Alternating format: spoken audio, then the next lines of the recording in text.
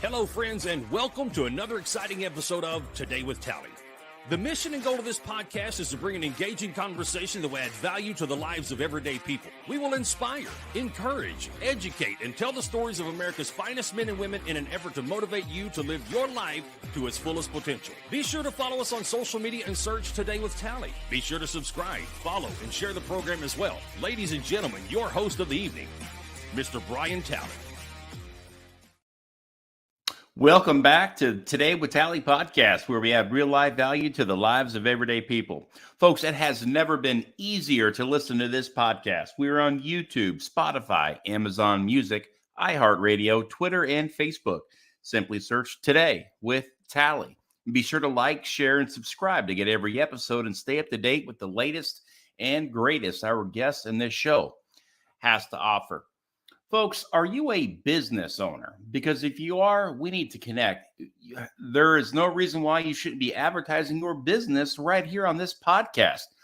Let me help you reach your goals. Let's put a marketing plan together and develop a strategy to take your business to the next level. Whether you have business services, you have an event that you want to get out to the general public, you've got gear, you've got merchandise, whatever it may be. Reach out to me, thetallybill@gmail.com. That's thetallybill@gmail.com. And like I said, let's put a plan together and let's get you being a sponsor on this show that is being seen and heard by many people across the country. Now, today's show sponsor are my friends over at the MRCA. That's right, the Military Rodeo Cowboys Association. Now, your support and contributions will enable them to meet their goals and increase opportunities for their members to compete in military rodeos across the nation. These members are all active duty military and veterans. The Military Rodeo Cowboys Association is a registered 501c3 charitable organization, and contribution may be tax deductible. Now, donate today and let's support these cowboys and cowgirls by going to PayPal and search Military Rodeo Cowboys Association. The MRCA appreciates your support and efforts. Check them out online today to get a complete rodeo schedule and how you could sign up to compete. Visit mrcarodeo.org. That's mrcarodeo.org. Now, folks, we have a very special guest joining us on today's program. Browde is an active duty U.S. Coast Guard member who is stationed down here in Texas. And he has created a 501c3 that is aimed at giving back to active duty veterans and first responders and their families by taking them off-road and taking them on shooting adventures. He is the founder of Raptors and Rifles. And with that, we are honored to be joined by Browde. How are you, sir? I'm well, Tally. Thanks for having me. Absolutely. Yeah. You know, we met at a veterans event. I believe it was a ruck out there with Travis Wilson in Montgomery a couple months back with Alpha Elite Performance. And I saw your booth. I saw your Raptors out there. And I'm like, man, I got to get these guys on my podcast, give them a shout out and try to get veterans in the area engaged in what you're doing with your nonprofit. Because one, it looks like a lot of fun. And two, there's a good cause behind it, and that's preventing veteran suicide and first responder suicide, as well as active duty military suicide, really suicide in general, to get those people that may be going through some hard times and that may be struggling to get them out of the house, get them out of their comfort zone, and put them in a Raptor and go jumping and go, tear up the dirt and sling mud, and then afterwards get that rifle in your hand and put down some some rounds down range and have a lot of fun. Yeah, absolutely. And more importantly, not even the suicide. I think one of your guests, Chris Sadler, brought it up. I think military prepares us for a lot of things, and he brings it up as well, as alone is not one of them. We are always in either a ship or a camp or wherever we are, and you always have people. And I think we kind of lean away from that once you transition back, and it's like, oh, go be alone, and I think a lot of people struggle with that, not only active duty, but again, I kind of extended it to the veterans, the first responders that especially today are kind of getting pushed to the side, in my opinion. So definitely suicide, and suicide's what led me to at least my personal off-road experiences. And that was how I kind of cleared my mind. And you just drive and drive, and it definitely opened my eyes again, following the loss of one of my shipmates. So like you said, I think just bringing everybody together is very powerful. Yeah, it's that camaraderie, man. That's very powerful, man. That being around like-minded individuals and sharing those experiences. And like you said, once you get out, it's over unless you really start keeping in contact with those folks that you served with. But life goes on, and it gets, it's crazy. It's a rat race. People start families, and before you know it, you've kind of lost connection with so many people, and sometimes people end up in bad places. And, it's folks like you that are, trying to fill the gap there and have something to offer to those folks that may be going through some hard times, and really catch them before they get that crisis type moment. So tell me a little bit about Raptors and Rifles, and what inspired you. I mean, look, you're active duty, so you're a very busy guy. So what was the motivation behind starting a 501c3 called Raptors and Rifles? Yeah, absolutely. This is going to go, before I even joined, I felt like I was always kind of struggling for a purpose. I know in my bio, I mentioned some childhood stuff, but I was always looking for kind of that bigger purpose, and that's what led me originally to the Coast Guard. Started doing that mission, and I did get a better sense of purpose, but there was still just something missing. And then we kind of went and fell into this COVID pandemic, and that's when, in May of 2020, I lost my shipmate to suicide, and just how the military went about that. We were all at a group get together, which was banned at that time, and instead of kind of focusing on what had occurred, they focused on the punishment aspect. And of course, that kind of sent the whole unit spiraling at that point. So I think December of 20, 6 months later, so I purchased my first Raptor and started just driving. And I was stationed up in Oregon, stationed in Washington, but lived in Oregon. And up there, it's very public land, so just miles and miles. You could go forever, clear your mind. Some of the most incredible views you'll get. Like I said, it was just so relaxing, clearing your mind. And I thought, man, I just wish I could bring some people out here. And again, COVID kind of limited us, where we were now transitioning. You can be outside, you can't be inside. So, I said, kind of meet in the middle. We'll be inside of a Raptor outside, but ended up bringing a couple of my active duty friends out there, and they just fell in love as well, So we would cruise, and a couple of them ended up getting their own Raptors, and we attended a few events and met several more veterans. One's actually on the board of directors now, Kenny. He's out of Washington. And like you said, it just kind of brought that camaraderie back together. We could share some stories. We would cruise forever, get to a cool view, drop the tailgate, just chat away, outside of that work environment. And I remember going back to my wife and saying, man, I wish I could start something with Raptors and Rifles. And again, we were in Oregon, Washington, which wasn't the most rifle friendly spot. So I was like, man, if we could just get to a spot where they would embrace kind of the whole aspect of it, I really think I wanted to start this thing and bring more active duty and veterans and people to experience this. Because every time I take somebody, and like you said, you're jumping a truck 4 or 5 feet in the air, I don't think you cannot smile at the end of it. So, we ended up getting stationed down here, and I met a few individuals, and it was like all the stars aligned. There was just a higher power looking out for us, and Texas is the perfect place to embrace the rifle aspect. Met the right people, right places. We got a gentleman outside of Katy that lets us run his course that backs up to a rifle range, coincidentally. So, I was like, well, this couldn't be more perfect to have our goal here and line up in a straight 240 acre line, and that was really the spark. And then from there, it's just, taken off faster than I planned, which is good. And now I, focus on it.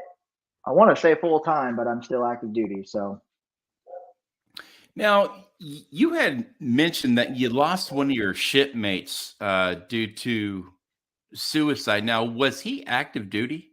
yes, sir. He was active duty. Is E5. there, are you seeing a lot of this happening within the active duty ranks?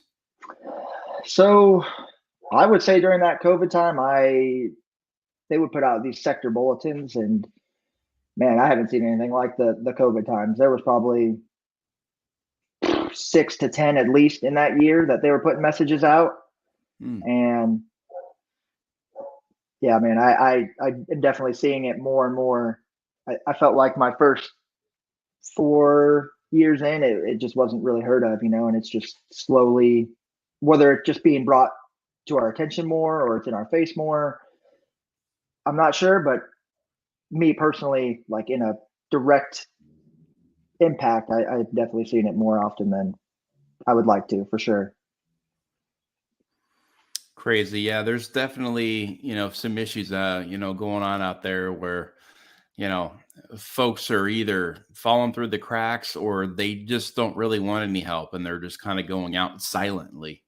But I guess it's up to us to kind of find it and kind of seek it out and try to be there as a helping and coping mechanism. And there's so many 501c3s, like what you're doing and what thousands of others are doing to fill those gaps to ensure that they are reaching a population who is considered to be at risk and vulnerable, and to try to help them get back on their feet, to give them the lives that they were intended to live. But we know a little bit about what you're doing now in the Coast Guard and what you're doing with Raptors and rifles. But let's get to meet Browde a little bit to find out what led you to the Coast Guard. Now, you were in and out of Child Protective Services as a child, and then you were adopted. Yes, sir. Yeah, so it's a wild ride, I'll tell you that. So yeah, growing up, both my parents were pretty heavy drug users, so they were in and out of the system, which as a collateral damage, it puts me in and out of the system, staying at family members, random homes. I was lucky enough to, I don't say lucky enough, but I was able to go to friends and closer family members. My sisters were actually put into the foster system, and that's, a whole different battle. But at the end of the day, it ended up splitting all of us. One ran away. And then I ended up living with my grandma in about third grade, and had a little bit of stability for right until middle school.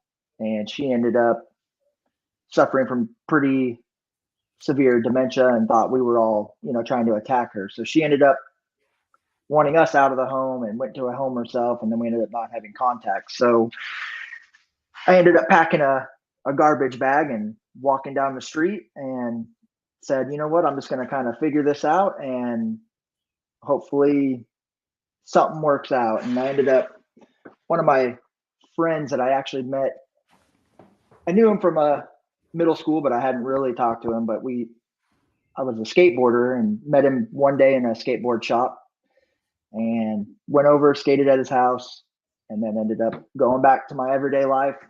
Didn't really talk too much, but he was kind of the one number I had when I started walking around with my garbage bag.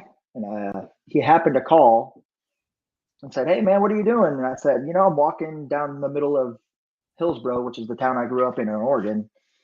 I said, "My grandma's not doing so well. She's going to a home. We're kind of just left here, And he said, "You know what? I'm going to have my mom come get you." And just, I never thought in a million years anything would come of it. I said, "Cool. I just need a place to sleep." And again, I'm in 8th grade at this point, So just let me sleep, drop me off at school, and I'll just keep figuring it out from there.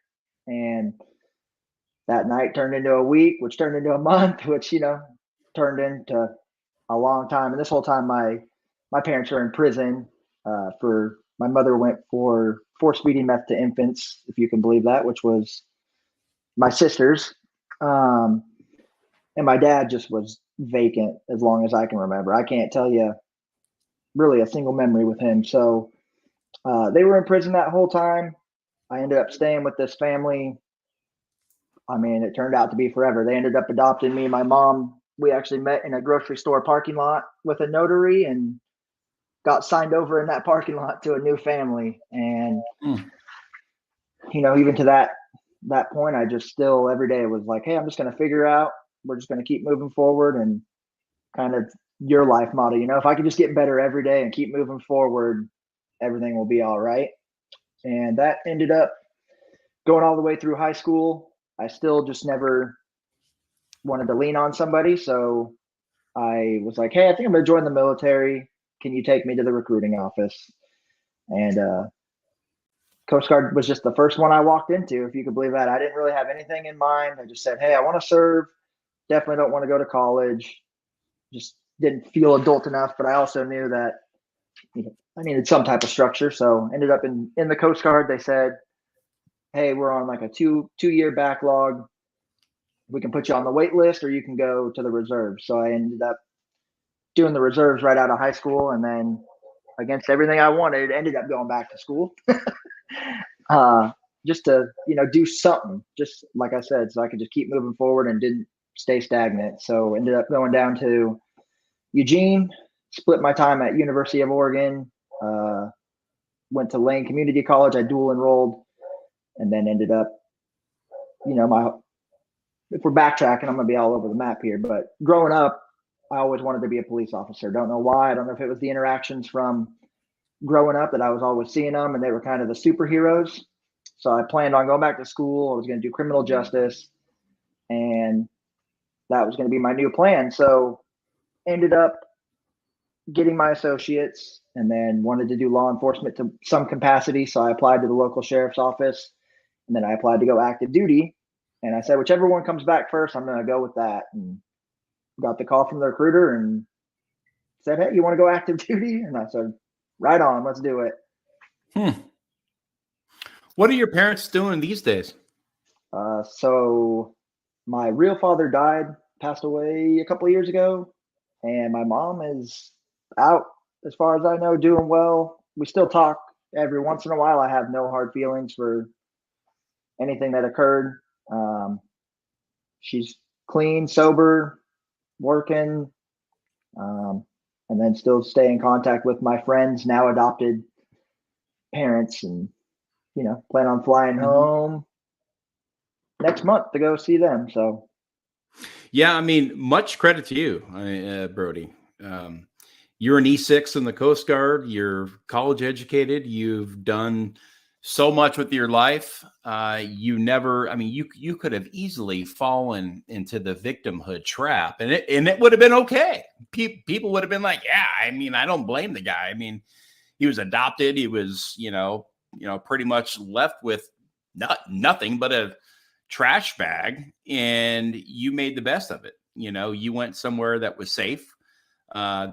People took you in. I mean, you could have ended up on the streets for real, and kind of lived this life of,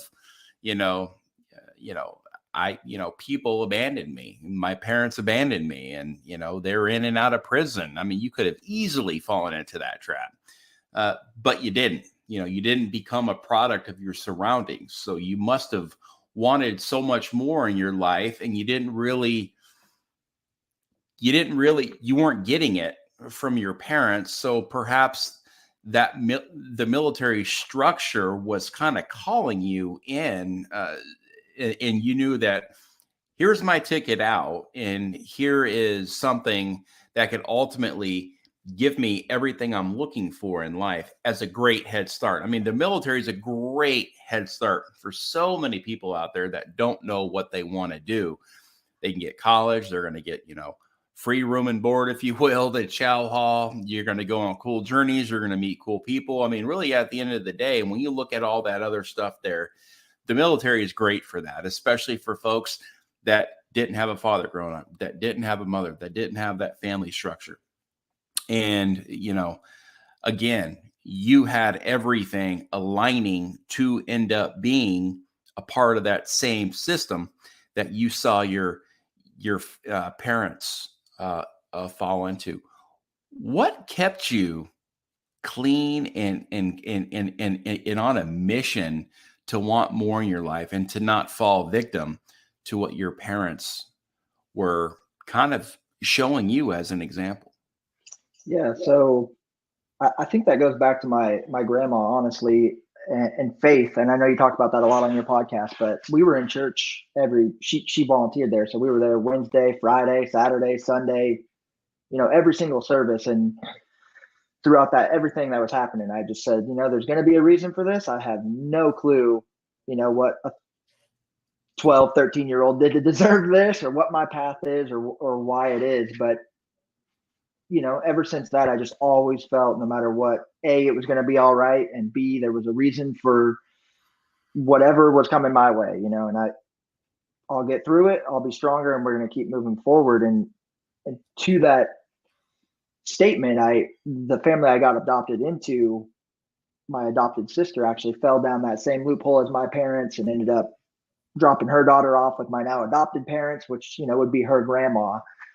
And now looking back on that, her daughter is now kind of uses me as that example of the same thing that I was going through, and that if I can get through it, we're all going to get through it. And I think God puts you in weird places. And in this example, I was able to, let her grow up and kind of avoid the system as well from a firsthand account. And as many of us can do it, it's powerful to be able to actually relate. It's one thing to have a therapist say, I know what you're going through, but to just be like, oh, this exact same thing happened to me, 20 years ago, Mm-hmm. Just keep powering forward. So again, I think a lot of it was faith and a lot of it was, hope. Honestly, I mean, I just hope that one day it would be better. And, now we are in a spot where it's significantly better and everything worked out. And, I can share my story and let people know there is an out. It is crazy. I started this podcast in August, something that God put on my heart, and I ran with it. 144 episodes as of today. You're episode 144. And I would say over 90% of the people that I have on my show that are veterans, or if they're still active duty or whatever, grew up without a father figure in their life. And that's insane. Like the first thing they say is, well, I didn't have a father growing up. I didn't have a mom. They weren't present. They weren't in my life, or it's mainly like that father figure. So it's almost as like, these kids at the time were looking for a mentor or some structure in their life. And they, whether they found it from a coach, in sports, or if it was going to be a recruiter in the military, somebody there to kind of pick them up and teach them how to be a man, really. I mean, without that father figure in your life, you have to figure a lot of things out on your own. And I'm one of those guys too. I had to teach myself how to do pretty much everything, and I don't know it all. Trust me, I'm not I'm not a good mechanic. I'm not good with, working with my hands when it comes to like tools and all that stuff. I didn't have that, but I'm like more, brute strength. I'll go out and I'll build landscapes and all that stuff back in my younger days and operate equipment and stuff. But, I was all self-taught, because I wanted to go out and make something in my life after the military. When I did find that structure and when I did grow up and I did begin to learn a lot of new things and a lot of new traits, would you find that to be pretty par for the course for the folks that you're serving with when it comes to their family? I think we talked a little before the show, and I definitely think that was the case to begin with. And now I'm starting to see where maybe it's not the case. And I think more and more people just don't want to do the school thing, and they are having more parents. And with that comes a whole different set of issues, like I previously discussed, where they're not alone, but in the sense it's the first time they're away from both parents, and it kind of brings on a whole separate battle from a supervisor standpoint, from my own standpoint, And, we're definitely in a transitional phase where it's, in my opinion, becoming harder and harder to relate to the people coming in. And I think they're just growing up so different. And like I said, maybe they are having both parents doing this. And then a lot of them, we just pushed the enlistment age to 40, I think. Don't quote me on that. And so now we have people coming in at, I had a 32-year-old E2 come in, fully college educated, full different background, and now you're kind of the bottom of the barrel. And it's hard to say. I think when I did enlist, you're right on par. Like, a lot of us were very similar upbringings, battles, etc. And now we're in like a weird transitional phase where you kind of have, people call it the old guard, and now we have new guard, and you got to find a balance of what those new battles and struggles and how to interact are. And it's a learning curve. Now, I know you're active duty U.S. Coast Guard stationed here in Texas. Are there any things that you could share with us on what your day-to-day operations are here? Yeah, so down here, our big thing is like escorts, high value escorts. So we have, a ton of the gas industry down here, a ton of cruise ships, a lot of waterfront security zones, things of that aspect. So 90% of our time are doing those high value escorts, cruise ships in and out, gas tankers in and out, and just making sure there's no threats coming at those. And then on the other side of that, we're doing a lot of recreational boarding, safety inspections, day to day, especially during summer when there's more rec boaters out here, just making sure they have their own safety equipment on board. And then my normal job, is a machinery technician. So when we're not doing that stuff, I am that mechanic that you mentioned, working with my hands and doing all that. So. Yeah, I wish I would have learned more of that mechanic stuff when I was younger. But I mean, really, what good is it now? Everything's electric. That's true. It's yeah, those old school engines and all that stuff, man. Yeah, they don't exist anymore. No, just plug a computer in. Yeah, exactly. So, do you guys ever go out on a lot of rescue missions out in the Gulf? So we just had one at the unit Sunday night. So there was a boat taking on water, and they ended up pulling 4 people out of the water and bringing them back. And it's all the location, So I did a lot of search and rescue at my last unit, and I've done a good amount down here. But I mean, it just depends on season, the area, the type of people you get. Down here, I've seen a lot more where they're growing up on the water. You know what I mean? We up in Oregon, Washington, you get this 2-month window to be on the water, and that's about it. So we had a lot of more ignorant people, I'd say, where they just think they can buy a boat and cross a 30-foot bar and everything's going to be good, Whereas down here, they're kind of raised in that environment, boating growing up. Or last I did out of Galveston County, I think there's 18,000 registered boats, which is just insane. Now, you're originally from Oregon. So what's it like living in Texas? Culture shock, for sure. It is the best way I can phrase it. Old school South, in my opinion. I know that people that have been here their whole life will probably say we're in a transitional phase also, but goodness, I couldn't even tell you. The yes sir, no ma'ams are more prevalent. The freedom's definitely more prevalent. The sense of entitlement, I think, is far less down here. Man, it's just so different.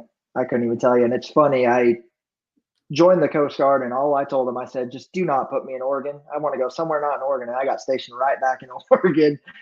I remember getting the call, and he said, how's Astoria? And I said, New York? And he said, Oregon. I said, man, the only thing I said was no Oregon. And, here we are. The best place to be stationed for any coastie is San Diego. You got so much going on in San Diego. I mean, constantly. There's San Diego. I mean, we have a station on Lake Tahoe that's pretty sought after. Oh, wow. Lake Tahoe? Oh, yeah. So people fight over that one. It's almost impossible, but yeah, it splits, California and Nevada, so it makes it federal waterway. Oh, wow. But yeah, Yeah. it's interesting. And then they have the Coast Guard up in the Great Lakes too, right? Yes, sir. Yeah, we split that with Canada, and then same with Oregon. There's the Columbia River going right between Oregon and Washington, so it makes it federal as well. So that's where I spent the first 8 years active duty was Oregon and Washington right there. So Now you've been in for what, 14 years in the Coast Guard? if you consider if you did my reserve time, yeah, as you know, I mean, maybe you don't know, but when you go active duty, it basically cuts all that down to a couple months. So on paper, I'm hitting 9 years towards And retirement this year. are you planning on staying in, Brody? Man, I've done the transitional class twice now. I've almost gotten out every single time, and some life event back to that higher power, man, says, "How about you just stay in another time?" I was definitely over it on several occasions, and my big gripe was always that the good people get out, and then you're kind of left with the rest at the top, and Mm.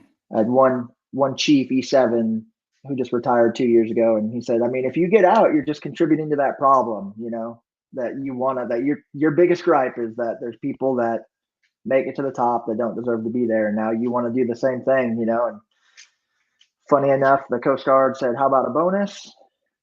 So I re-enlisted, we had just bought a house, just got married. And I said, you know what, that money does sound pretty good right now. And that was the first time. And then, the COVID pandemic definitely made it tough. They weren't letting you go home even for funerals. You couldn't take leave. You couldn't leave 25 miles of base, XYZ. And that was kind of my second time where I was like, I'm done with this. I want to go back to just being able to kind of do what I want to do. And again, some life event happens, and I said, you know what, I'll do it again. And I Mm-hmm.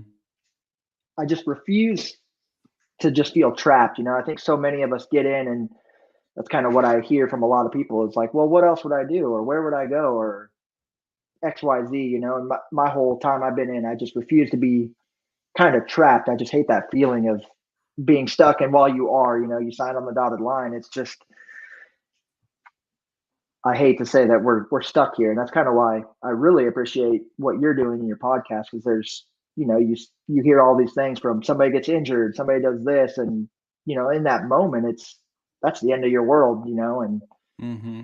you bring people on that says, well, hold on a second, you can go do this, that, this. And again, we're kind of bringing people from similar backgrounds, similar stories, and they're going off to do bigger and better things, and still getting that impact, that you joined the military for.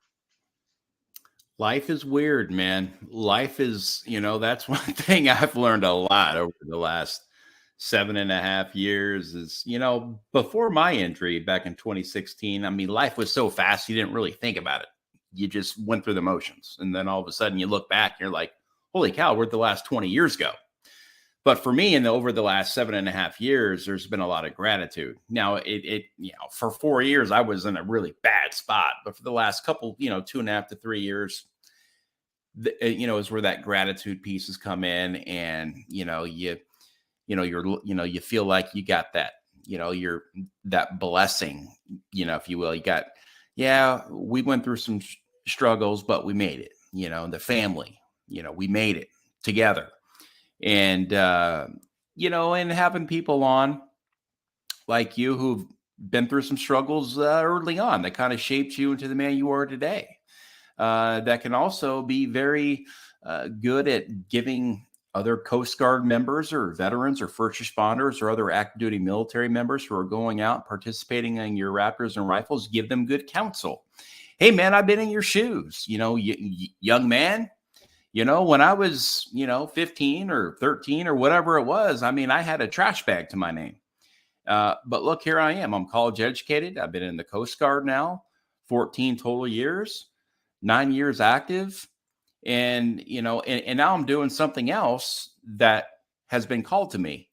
And that's following this vision of yours with Raptors and rifles. And I know that can't be cheap. I mean, you probably picked the most expensive 501c3 that you could possibly do to help veterans because, I mean, really, at the end of the day, it's adrenaline therapy.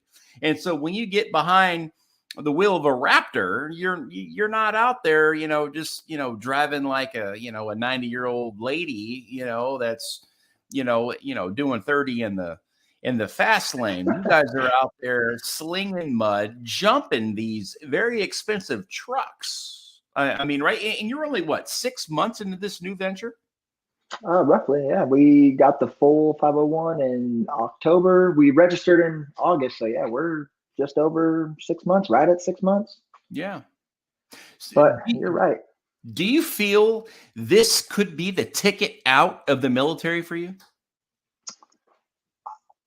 It's pretty early on, but I mean, I can definitely see down the line like this consuming my life. And it's interesting because I joined on the sales pitch of we're going to go out and save lives and we're going to do this, which I've done. And the interesting thing from this is, I've pulled people out of the water plenty of times, and what I find interesting is they are less thankful than the people I bring out in the Raptors. And so that's kind of where I got pushed. I'm like, this is satisfying personally, but there's got to be something more. I can make a bigger difference. And the thing that gets preached to us in the Coast Guard is we let our own people sink more than we let people like the civilian side, and it was one of those trainings that kind of hit me, and I was like, well, hopefully I can just pursue this, and then seeing it take place where at the end of this, I've gotten just thank you smiles, this changed my life. I have one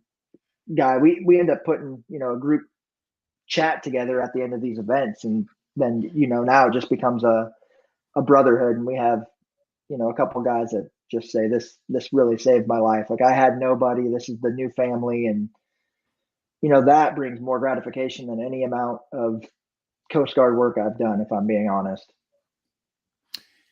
I've seen a lot of the stuff you're doing on your Facebook page. I mean, you've been out a lot for 6 months. I mean, you just started this. There are 501c3s out there that just ask for money over and over and over again. I don't ever really see them putting that money to use. But you've probably financed a lot of this on your own. And you're an E6 in the Coast Guard. You're not getting rich by any stretch of the imagination.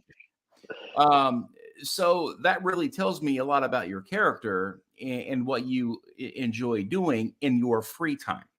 In your spare time, you have a family, you have a newborn, but you still make time to go out there to share in camaraderie, to let veterans drive your expensive truck. Now, how can we help you in Raptors and Rifles, raise this money for, I mean, I got to think that there's a lot of maintenance that goes into these Raptors when you're jumping them 4 or 5 feet in the air and you're burning, through tires and perhaps transmissions and motors and everything else, associated with going out there and doing some pretty hardcore four-wheeling. Yeah, absolutely. It's been pretty crazy.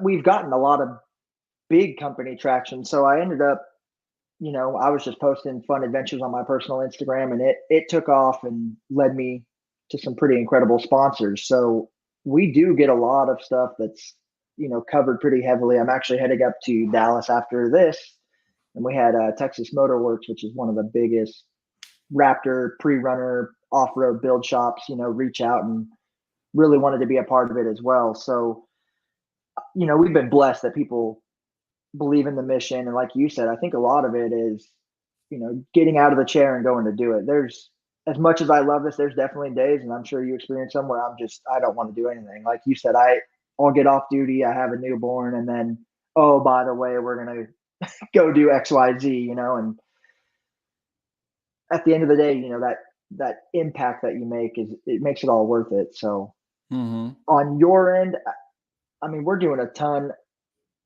just getting the name out there. I can't thank you enough just having me on here, but we're welcoming any donations. Like you said, it is expensive, but a lot of it, the last event we encourage people to come out, do ride-alongs, No expectation of donations. If we make them, we make them. But I keep our calendar pretty up to date, so you can come out and experience what we're doing, and if we get a donation, great, and if not, at least hopefully you'll have something good to say about the experience, the people you meet, the staff, XYZ. And then we're definitely pursuing more on that rifle aspect. We've yet to do a full rifle event, but I'm working with some ranches out here to do a raptor run followed by a thermal hog hunt and things of that sort. But with that being said, we do have Camden Defense, which is a rifle manufacturer that will donate rifles, and we're going to open that up to more of like an online auction raffle type thing, and they'll send rifles nationwide, and we benefit from those donations. So so one day you woke up, and I know you had a shipmate that tragically took his own life, and it's changed who you are. Going through somebody like that, we hear about it, but until you are connected to it firsthand, is when you really start to open your eyes and say, wow, there really is a problem here. Why Raptors? Was there something that came to you and says, you know what, I want to get Raptors, I want to jump them, and then afterwards I want to go shooting? So I mean, other than my little poor boy, when I was growing up, the Raptor it came out my senior year of high school, and that was my dream truck. And I said, if I can ever afford this, I'm going to get one, and I got lucky enough to get one. And then again, moving down here, just the off-road community was so much bigger. And again, I think a lot of it was just right time, right place, but I had the Raptor, and I was like, hey, is there anywhere to go do this? And so, it would just happen to be my dream vehicle. They're built for what I wanted to do. And then, up in Oregon, when I first started taking some members of my own unit out and seeing the smiles and letting them drive and doing that, it just kind of all came together. And, they're just awesome vehicles to begin with. And it just happened to be my dream vehicle. How much are Raptors? Depends what you're looking for. So your truck, say that red truck that you jump all the time, how much is that? So I'll give you a range because we have a ton, but the red one, brand new, they're going for about 90,000. So you're going to spend 90 grand to go out there and just crash it. Yep. Sounds weird when you put it like that, but yep. Well, you always see those guys out there that got the big old trucks that are jacked up. They got mud tires and everything is just pristine. There's not like a speck of dirt on it, and it's built for off-road, but they won't take it off-road because it's more of a show truck than anything. But you guys are the real deal. You got a $90,000 truck, and you got the tires, and you got it souped up, and you're going to go out there and you're going to put a little mud on those tires, if you will. They definitely get used. That's correct. Yeah, they definitely. I'll venture out with you and say they get abused sometimes. We did an event back in September, and boy, that sponsor veteran could drive, so that truck got put through the ringer. But it's hit or miss. There's definitely times. My original plan was to just let them run with it, and that turned out to be a little crazy for my liking. So now we'll ride with them. They can still drive, but we ride with them. The first one I threw the keys and said, "Here you go," and that's just a risky game you're playing right there. But we live and we learn, and it's funny because a lot of times the sponsored individuals enjoy riding more than they enjoy driving, just because we'll push it a little harder than they will, or we know something that they don't, and it's just cool to see the different aspects of everybody driving. Where do you find your veterans? So a ton of my stuff right now has come from Instagram. We'll put out a link. So on our raptorsandrifles.org, there is an application just to apply to be a sponsored rider, driver, etc. And then from there, what we end up doing is to be as cost efficient as possible, we try to pair it up with an event nearest to their location. So next month we're heading up to Moab, Utah. So we are grabbing a few veterans. One's Brian from Idaho, and then we have Josh coming from Nevada. And those just happen to be the closest to that location, So instead of dumping all money into one, I try to make it as cost efficient as possible with these donations coming in. So we have that one down in, and then in June we're back down in Texas. So we have some Texas individuals that are going to meet us there. We're holding another event in October up in Idaho, so I'll be pairing some locals from there. And then I got another 2 veterans that are in August. Will be in Georgia. So we're kind of all over the place, like you said, but that's basically how it works. The link is always available online, but social media is kind of our biggest tool. So I'll put that out there. I'll say, hey, we're looking for XYZ. If you're in this location, even better. If not, we do offer the full expenses paid. So if I run out of people that are in that area, I think in September we're doing another event down here, and I'll end up flying people down just because my local Texas options obviously kind of got that first influx, and then I'm hoping that it gets bigger and bigger and more people apply and come experience it. But we'll take that as the applications come in.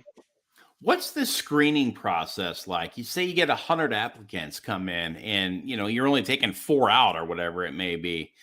What's that process like? How do you select who comes out and who doesn't? Yeah, so a lot of it, like I said, it comes to location.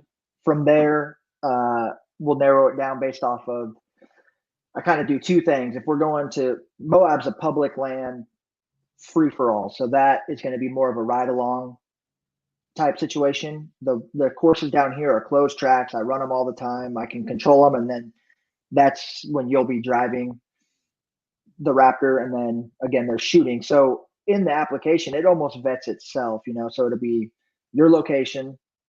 Do you want to drive? Do you want to ride? Do you want to drive? Do you want to shoot?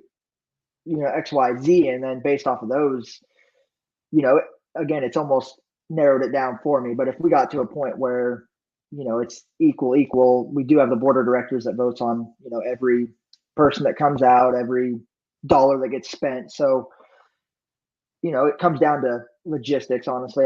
I also try to get a good spread of each of the targets I try to hit. So we'll have an active duty guy, a veteran, and then the last one we also had a San Antonio police officer. So I do try to encompass everybody and get that exposure.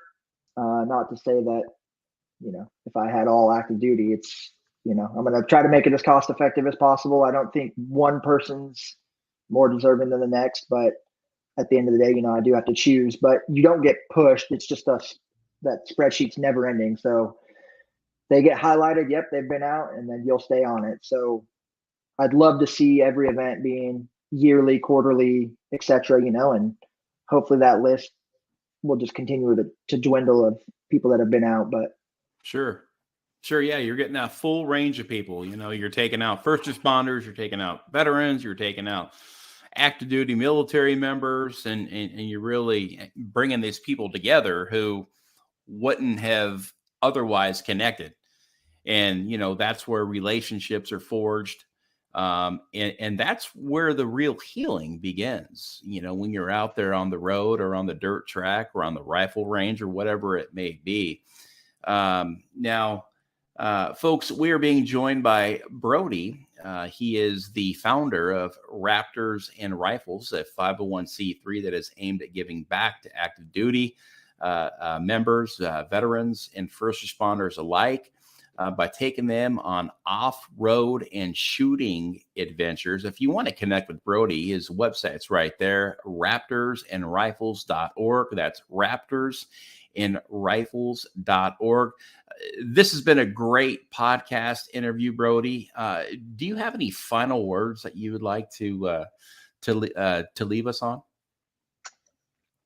Man, I just encourage people not to feel alone, and I'm an open book, and people like yourself, I encourage the surrounding cast to, ask questions. I'm an open book, but if you don't ask, I'm just going to be to myself. But again, never feeling alone, even when I was walking down the street, you know, I never felt alone, whether that was God above or whatever. You know, I just knew that there was going to be a better reason or a purpose or what we're going through, you know, and especially with our focus on suicide in general.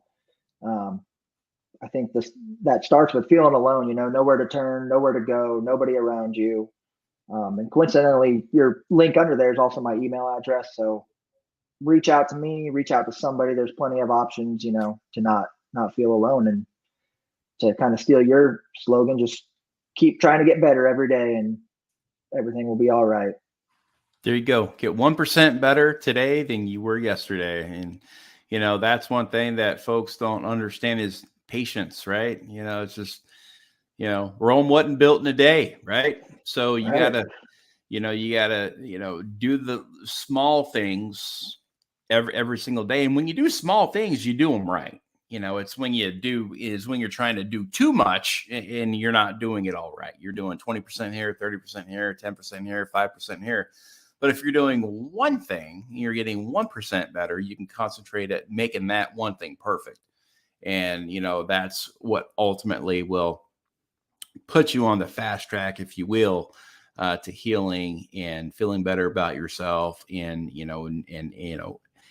getting that discipline, that is needed to move forward in a positive direction. You know, it's not easy. Life is hard. Life is very difficult, but with folks like you and what you're doing with Raptors and Rifles, you're definitely making it a lot easier on some folks that may need it the most in this life. And, again, I would like to thank you for joining us today, Brody.